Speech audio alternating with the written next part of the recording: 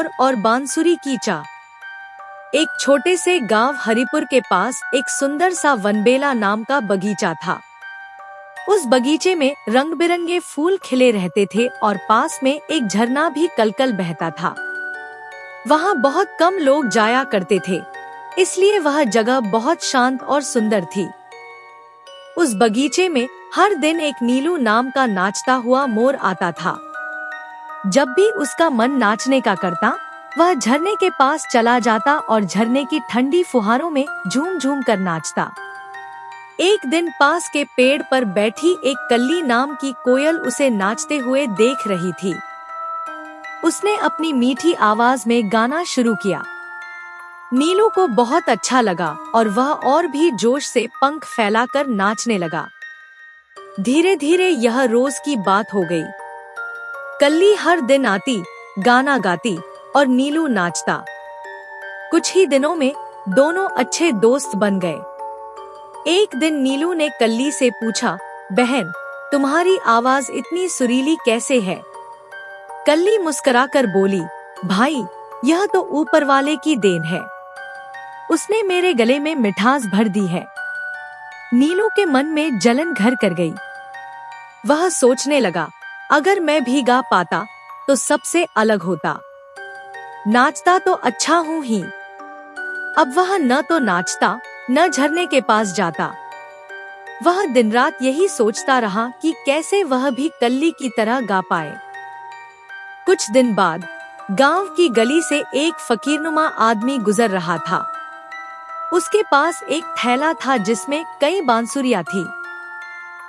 वह बांसुरी बजा रहा था। इतनी मधुर धुन थी कि नीलू मंत्रमुग्ध हो गया। नीलू ने सोचा, अगर मुझे ये बांसुरी मिल जाए तो मैं भी गा सकूंगा, कल्ली से भी अच्छा। जब वह आदमी एक पेड़ के नीचे सो गया और थैला वहीं रखा, तो नीलू चुपके से उड़ता हुआ आया और एक बांसुरी चोंच में दबाकर ले गया। लेकिन बांसुरी को बजाना आसान नहीं था। वह जब भी फूंक मारता, हवा दूसरी ओर से निकल जाती। अब वह परेशान हो गया। नीलू ने सोचा, अगर मेरी चोंच ही न रहे तो मैं आदमी की तरह बांसुरी बजा पाऊंगा। यह सोचकर उसने अपनी चोंच एक पेड़ में फंसा कर तोड़ दी। अब न तो वह बांसुरी बजा पाया और न ही दाना चुग सका। दुखी होकर वह इधर उधर भटकने लगा। एक दिन कल्ली ने उसे देखा और पूछा, नीलू भाई, ये क्या हो गया तुम्हें? नीलू ने सारी बात बता दी। कल्ली ने प्यार से कहा, भाई, मैंने पहले ही कहा था, भगवान ने सबको कुछ न कुछ खास दिया है। मैं नाच नहीं सकती, लेकिन गा सकती हूँ। तुम्हें सुंदर रूप और नृत्य मिला है। अगर सब एक जैसे होते तो संसार कितना फीका होता। नीलू रोने लगा और बोला, बहन, अब मैं तो मर जाऊंगा, दाना भी नहीं खा सकता।